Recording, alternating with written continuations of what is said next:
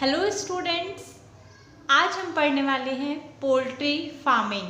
So it is a part of improvement in food resources. उसमें आज हम poultry farming के बारे में पढ़ेंगे कि how it is done, what are its advantages, what precautions and care should be taken while poultry farming. So first of all understand what is poultry. Poultry क्या होता है? तो it is rearing of hen or chicks for commercial purpose for meat and egg। तो जब hen और chick की rear care और hatching process करवाई जाती है, the place is known as poultry. Poultry farms होते हैं, वहाँ पे ये चिक्स और हेन्स पाले जाते हैं। And what are the advantages of poultry farming? So first is that they provide alternative source of food. कि हमें पता है कि कई सारे लोग हैं, so many people are there which are non vegetarian, है ना, कुछ हेल्थ पर्पज़ के लिए या कुछ अदर रीज़न से। तो ये जो नॉन वेज फूड है, it provide an alternative source of food और alternative source of energy to the people. Second, it provide meat and egg for commercial purpose. की जो भी पोल्ट्री फार्मर्स होते हैं तो they sell meat and egg which will increase farmers income, उनकी income बढ़ती है। And it is very easy method and required less space and capital. की ये जो पोल्ट्री फार्मिंग है, इसके लिए बहुत ज़्यादा हमें पैसे खर्च इन्वेस्टमेंट करने की ज़रूरत नहीं होती है, कम स्पेस में कम कैपिटल में काम हो जाता है। Next is types of poultry birds. So poultry birds, they are of two types, that is broiler and layer. Broiler means which provide us meat and layers means which lay eggs. जो egg देते हैं उनको layer कहा जाता है और जो meat देते हैं उनको broiler. Broiler they grow fast and have less mortality rate. कि उनकी जो डेथ रेट होती है वो कम होती है, जबकि layers they grow slow and have high mortality rate. Broilers जो है they require protein rich diet, ठीक है, जबकि जो लेयर्स हैं they require vitamins and mineral rich diet. Sorry students, my mistake, I have written कि broilers they need vitamin and minerals rich diet, जबकि जो लेयर्स होते हैं they required protein rich diet. कि आपको पता है कि एग, मिल्क के बाद egg is the main source of protein. It is जो एग है it is protein rich diet, तो इसीलिए इनके जो बर्ड्स हैं उनको भी प्रोटीन रिच डाइट प्रोवाइड करना ज़रूरी होता है। So first thing is that what care should be taken in poultry farm. Poultry birds यदि आप पाल रहे हैं तो क्या केयर लेनी चाहिए, कैसे उनका ध्यान रखना है, so that you can get maximum benefit. So first thing is that कि proper care, proper shelter and feed is required. Obviously बात है, भले प्लांट्स हों, एनिमल्स हों, सभी को केयर चाहिए, सभी को टाइम पे खाना पीना एंड शेड चाहिए। तो poultry birds also they require proper shelter. की जहाँ वो रह रहे हैं वहाँ पे बारिश ना हो, बहुत ज़्यादा पानी नहीं आना चाहिए, जहाँ बहुत ज़्यादा गर्मी ना हो, बहुत ज़्यादा ठंड ना हो। क्यों? क्योंकि अगर वो बीमार पड़े so you will be in loss, आपको लॉस हो जाएगा, है ना। सेकेंडली रेगुलर चेकअप, उनका भी रेगुलर चेकअप होना चाहिए। And maintain cleanliness and hygiene of area. कि जिस भी एरिया में आपने पोल्ट्री बर्ड्स को रखा है उस एरिया का टाइम टू टाइम क्लीनिंग और वहाँ का एरिया सैनिटेशन और वहाँ की हाइजीन का ध्यान रखना बहुत ज़रूरी है। Now like animals and plants, these poultry birds also they are caught by diseases। अलग अलग तरीके के बैक्टीरिया, वायरस और फंगल इन्फेक्शंस इनमें होते हैं जो कि डिसीज़ हो जाते हैं इनको। तो फॉर एग्जांपल बैक्टीरिया से यदि बैक्टीरिया डिसीज़ है, लाइक मोशन होने लगते हैं इनको, डिहाइड्रेशन हो जाता है ना, या वायरस इन्फेक्शन के कारण डर्मेटाइटिस और aspergillosis due to fungal infection. These are skin infection. की स्किन पे रैशेज हो जाना, पैचेस हो जाना या उनके पंख झड़ने लगना, ऐसे कई सारी प्रॉब्लम्स होने लग जाती हैं। एंड ये क्या होता है, ये लोग बहुत मीन्स ऐसे दीज आर वेरी सेंसिटिव, और अगर एक बर्ड को हुआ तो बाकी बर्ड्स में भी फैल सकता है कि some diseases are communicable. So therefore it is very necessary that proper care should be taken while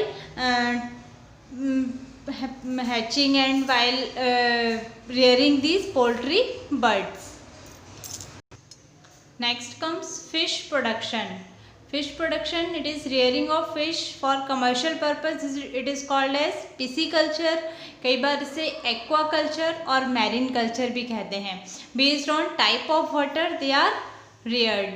ठीक है, उसके साथ साथ दो तरह की फिश प्रोडक्शन होता है कि आइदर बाय कैप्चरिंग देम और बाय रेयरिंग विद देम, कि और आप अलग से उनको पॉन्ड में ग्रो करवा रहे हैं, रेयर करवा रहे हैं, या फिर कैप्चर कर रहे हैं। दोनों तरह का फिश प्रोडक्शन हमारे इंडिया में लोग करते हैं। उसके साथ साथ कि fish they are of various types, mainly they are classified into 3 types: fresh water, marine water and brackish water. Brackish water means less salty water fish. Mainly तो दो ही होती हैं, फ्रेश वाटर और मरीन वाटर फिश, कि जो fresh water में रहती हैं like carp, trench, stout, rohu, catla. और उसके साथ साथ मरीन वाटर फिश है जो खारे पानी में रहती हैं, समुद्र में पाई जाती हैं, like hilsa, Bombay duck, flying fish, salmon. ऐसे बहुत सारी फिश की वैरायटी देखने को मिलती हैं which can be reared for commercial purpose. इनकी रेयरिंग भी 2 तरीके से की जाती है, लाइक कि आप एक ही तरह की फ़िश रेयर करो या अलग अलग वैरायटी रेयर करो। तो उसमें भी बहुत ध्यान देने की ज़रूरत होती है कि फ़िश दे आर कौन सी फ़िश किसके साथ कंपेटेबल है। तो दैट इज़ द थिंग कि आप सभी को पता है बड़ी मछली छोटी मछली को खाती है, तो उसमें कौन सी फ़िश किसके साथ रह सकती है वो पता होना बहुत ज़रूरी है। For then only you will be able. और उसके साथ साथ फ़िश की केयर भी बहुत ध्यान से करनी पड़ती है। Time to time they have to provide medicines, कि अगर एक फ़िश बीमार होती है, मरती है, तो वो पूरा वाटर पॉल्यूट कर देती है and all the fish will start dying. So therefore there special care is required in pisciculture.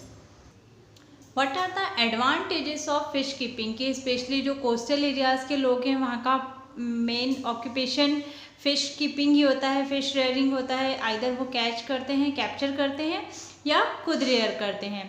कि फ़िश भी बहुत, जो अगर हम बात करें साउथ साइड की, सदर्न पार्ट की, so many people feed on fish, की अलग अलग वेराइटी की फ़िश होती है and it is rich source of protein also. तो it is a healthy diet, तो कई लोग इसे यूज़ करते हैं। Secondly fish liver oil, it is rich in vitamin A and D, so therefore it is used in medicines also. So these are the advantages of fishes. Next comes beekeeping. So rearing of honeybees is called apiculture. And what are the advantages of honey? कि honey it has a very unique quality, special quality होती है उसकी, और उसके कई सारे medicinal effect हैं, कई सारे बेनिफिट्स हैं। Therefore Honey is quite beneficial and it is used for multipurpose, कई सारी चीज़ों के लिए इसका यूज़ किया जाता है। सो rearing honey bees and obtaining honey, it is a very good business and also require less investment. So now we are going to see about advantages of honey. ठीक है, first is that it has high medicinal value, it is used in weight loss के लिए लोग use करते हैं, नींबू शहद पानी, है ना। उसके बाद स्किन ट्रीटमेंट, स्किन के लिए बहुत बेनिफिशियल है, it is used in all type of skin treatment, used in cosmetics, और जो होम रेमेडीज़ स्किन से रिलेटेड होती हैं, मास्क बनाना, पैक बनाना, उसमें भी इसका यूज़ किया जाता है।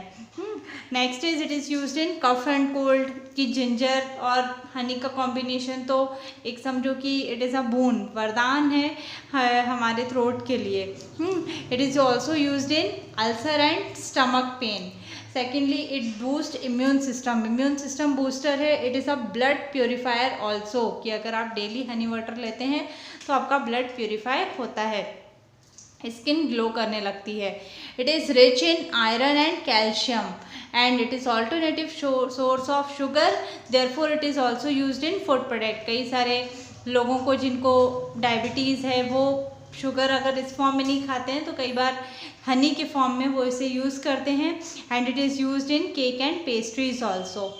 एंड जैसे मैंने बताया कि honey bee keeping it is a low investment business, और उसके साथ साथ हनी तो आपको मिलेगा ही, प्लस उसके जो बाय प्रोडक्ट मिलते हैं दे आर ऑल्सो यूज़फुल, कि उसका जो पॉइज़न मिलता है बी पॉइज़न वो भी यूज़ किया जाता है आयुर्वेदिक और होम्योपैथिक मेडिसिन में, प्लस वैक्स जो लास्ट में बी वैक्स निकलता है it is very very useful candles बनाने के लिए, उसके बाद ऑइंटमेंट बनाने के लिए, वैसलीन, पेट्रोलियम जेली, इन सब के फॉर्म में कई जगह इसका यूज़ किया जाता है।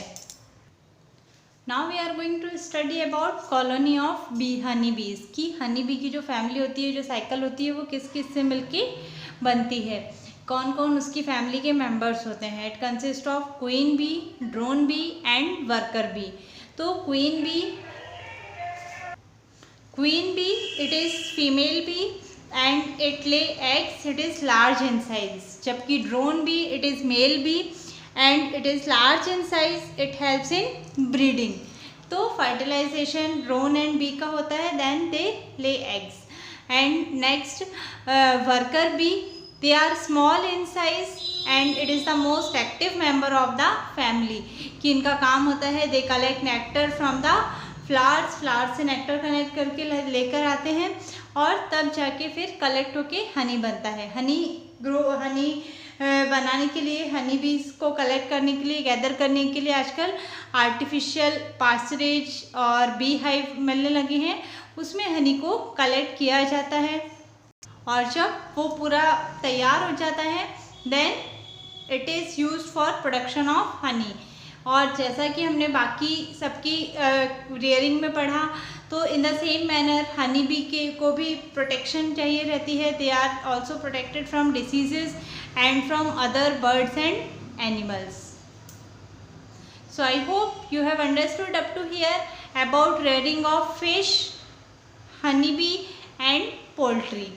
So don't forget to like, share and subscribe this channel. Thank you for watching me. Have a good day. Bye bye.